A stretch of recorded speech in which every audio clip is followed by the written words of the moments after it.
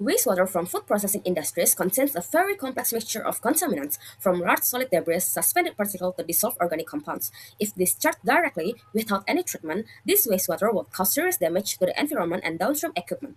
This is where primary wastewater treatment comes in. Primary treatment is the first stage in our wastewater treatment system, focusing on removing floating, settleable, and suspended solids before the water enters biological treatment. Think of it as a preparation stage. The cleaner the water entering the next process, the more efficient and cost effective the entire system becomes. So, what does this stage actually reduce? Primary treatments help lower COD, BOD, TSS, and TDS levels, and beyond that, it also minimizes operational risks such as equipment damage, pipe clogging, membrane fouling, and environmental pollution. In short, it acts as the first line of defense that protects all downstream processes. There are four unit processes in this stage, occurring in this order. The first is core screening, using bar screens to capture large solids right at the inlet. Bar opening range from 20 up to 150 mm, protecting downstream pumps and pipes from blockage and abrasion. Next is fine screening, which catch smaller solids that pass through the core screen. For example, fibers, fine food scraps, and stringy materials. Opening size is at the range of 1.5 mm down to as fine as 0.001 mm for microscreens. Flow velocity is kept above 0.3 meter per minute to prevent clogging, and this step significantly reduces TSS and prevents fouling in advanced treatment system. After that, the grid chamber removes heavy inorganic particles such as sand, gravel, glass fragment, and metal flakes that the screen cannot catch. Removing this early reduces equipment wear and prevents sediment buildup downstream. Finally, primary sedimentation, where gravity does the work. The flow slows down and heavier particles sink and forming sludge at the bottom, while clarified water exits from the top. This step reduces TSS by 50 until 70% and BOD by 25 until 40%. The tank can be rectangular for lower cost and longer retention time, or circular for easier sludge removal. The primary sedimentation stage is to be done in a sedimentation tank, where its design is generally a rectangular sedimentation tank. This design of the tank uses a horizontal flow system where wastewater flows from one end to another, which makes it efficient for arranging multiple treatments side by side. Baffles or barrier plates are installed to reduce turbulence and distribute the flow evenly, where at last sediment will settle at the bottom as sludge. The tank design is determined using the surface area equation, which is area equals to wastewater flow per surface overflow rate. And commonly, the tank is designed with a length to width ratio of 3 to 1 until 5 to 1, with a depth of 2.5 to 4 meters, and flow velocity is maintained at 20 to 40 centimeter per minute. The sedimentation tank is divided into four functional zones. The first one is inlet zone, where it is used to answer incoming wastewater to be distributed evenly across the tank. Second is settling zone, where it is used to clarify suspended solids. Next is sludge zones, where solids will be collected and removed for the next treatment. And lastly is outlet zone, where water is finally removed from floating particles and to be discharged. Next, retention time or hydraulic retention time, which is the average time wastewater remains inside the tank to allow particles to settle effectively. The equation is written as hydraulic retention time equal to flow rate per the volume of basin. For rectangular tanks, the equation can also be written as retention times equal to the length of the basin times the breadth or width of the basin times the height of the basin per flow rate. Tank sedimentation itself usually requires 4 to 8 hours, while coagulated sedimentation only needs around 1 to 4 hours because coagulation forms larger flocks that settle faster. Colloidal particles carry electrical charges so that they cannot settle effectively by the gravity alone. Therefore, coagulation is needed to combine small particles into larger flocks and improve sedimentation efficiency. Now, let's talk about the secondary wastewater treatment. From the case, the wastewater has COD number more than 2000 ppm and BOD number more than 4000 mg per liter. Since this wastewater can be considered as a high strength wastewater, anaerobic treatment is preferable than the aerobic one. In anaerobic treatment, anaerobic microbes will convert the organic pollutants into energy rich methane gas. There are some advantages of choosing anaerobic treatment, such as high energy efficiency, since there is no massive electrical need for aeration, produces less biological sludge, and able to handle more volumetric loading rates. There are four steps in the anaerobic biochemical reactions. First, hydrolysis itself is a conversion of complex compounds into soluble compounds. The conversion is done by extracellular enzymes from hydrolytic anaerobic bacteria, which can be facultative and obligatory anaerobic bacteria. For example, like Aerobacter and Pseudomonas. From chemical perspective, hydrolysis is a step where high molecular weight molecules are broken down into constituent monomers. The reaction shows the hydrolysis of polysaccharide, where it is hydrolyzed and becomes the glucose. Second is acidogenesis, where the further degradation happens through fermentation that can break the soluble monomers into even simpler compounds.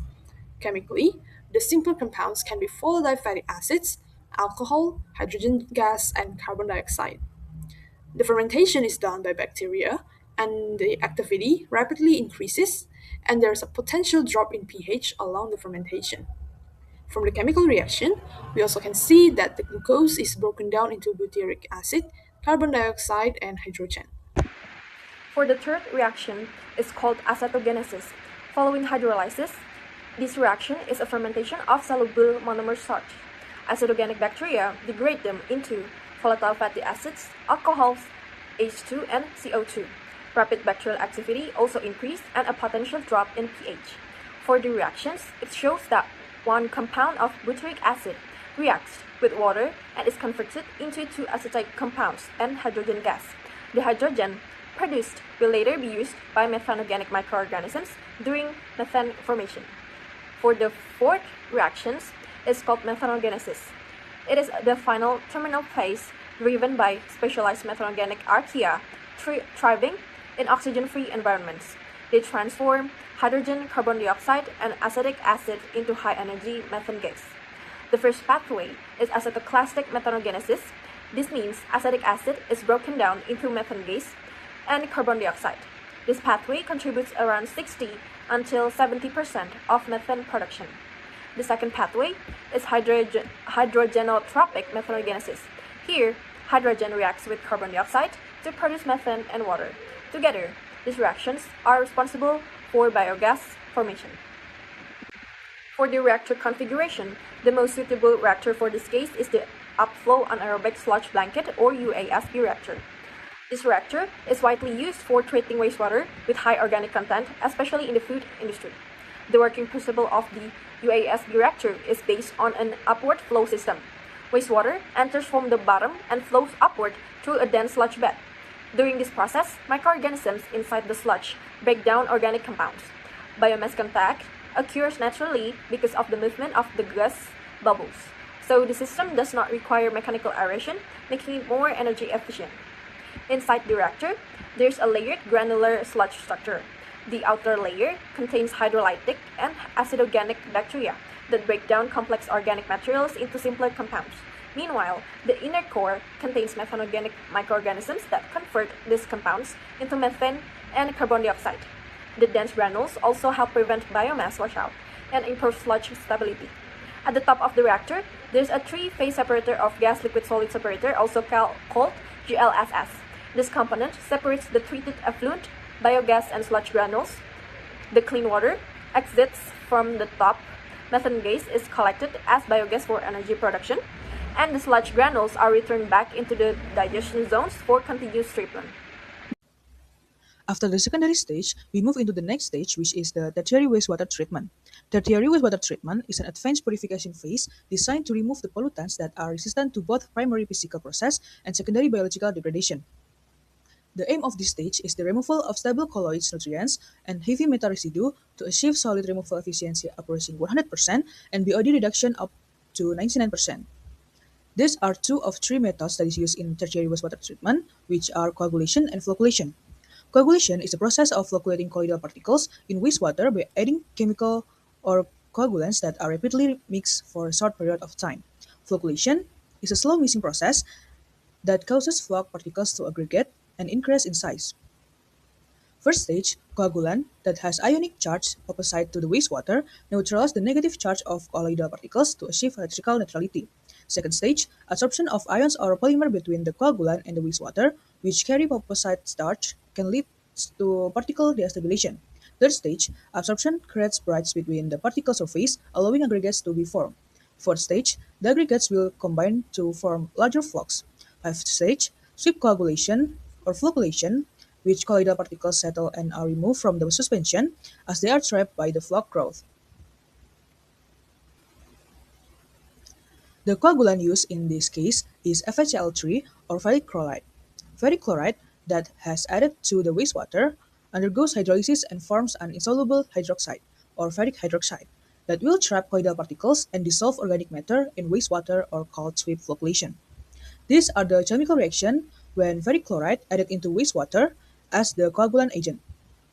This reaction happens in the pH of 7, ideal pH, for the coagulation process because the hydrolysis of ferric chloride results in optimal ferric hydroxide formation while maintaining a pH level that is safe for aquatic species. If ferric chloride is too low, it will fail to destabilize the colloidal particles, and if ferric chloride is too high, the suspended particle will become stabilized and the zeta potential will deviate from zero, which they begin to repel each other again. Even though the charge has flipped, the result is the same as before you added any coagulant. So the next stage of the tertiary wastewater treatment is chemical precipitation. Chemical precipitation is the process of converting dissolved or suspended pollutants into a solid phase called sediment to facilitate their separation from the liquid phase by using polymers. The principles are polymers, which has cationic or non-ionic interact electrostatically or mechanically to aggregate small particles into large blocks. The polymers also called chemical precipitants, and in this case we use lime to perform metal peroxide precipitation. The principle of lime treatment is raising the pH to convert dissolved hardness, which is calcium and magnesium, into solid precipitates that can be physically separated so that they are going to be a sediment. The purpose of this precipitation is to precipitate calcium and magnesium with the reaction calcium at pH 9.5 to 10 and reaction with magnesium at pH 10.5. The lime treatment begins with a series of rapid mixing, flocculation, and sedimentation stage. During flocculation stage, the flocculator that used is divided into several compartments, with progressively decreasing agitation intensity before the mixture finally enters the sedimentation stage. This lime treatment has low detention time to remove calcium and magnesium ion on wastewater, which is around 15 minutes, to show significant results. These are the advantage and disadvantage of tertiary wastewater treatment.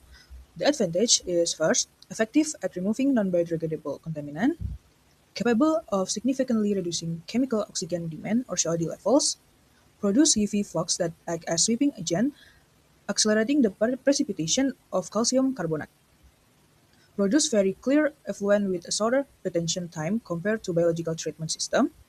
The use of lime enables maximum efficiency in the removal of calcium and magnesium in just 15 minutes, and neutralize the acidic nature of ferric chloride to minimize the corrosive effects on equipment. Next are the disadvantages. This chemical process has several disadvantages. First is the iron compounds present in the wastewater are corrosive to piping and tank infrastructure and have a low solubility. Soluble metal residues pose a risk of contaminating aquatic ecosystem when discharged into the environment. Excessive lead addition during the precipitation can actually increase the total dissolved solids and hardness level of the wastewater, which is not good for the environment as well. Not suitable for wastewater with very high concentration of heavy metals. Produce large volumes of sludge with high moisture content, making the drying process difficult. And the last is large volumes increase treatment and disposal costs to third-party providers. This is the flowchart of the overall wastewater treatment process. It starts with primary wastewater treatment, where sludge is the output. Then the sludge is processed in the secondary treatment into biogas. Last, the biogas get into the tertiary treatment and produces solid sediment as the final product. In conclusion, wastewater treatment consists of primary, secondary, and tertiary stages to improve wastewater quality before discharge. Primary treatment removes suspended solids through screening and sedimentation with a retention time of 4 to 8 hours. Secondary treatment uses an anaerobic system to convert organic compounds into biogas through hydrolysis, acidogenesis, acetogenesis, and methanogenesis. Lastly, tertiary treatment applies coagulation, flocculation, and chemical precipitation using FeCl3 and lime to remove colloids and heavy metals. Overall, Selecting the proper treatment system is important to ensure effective and environmentally safe wastewater management.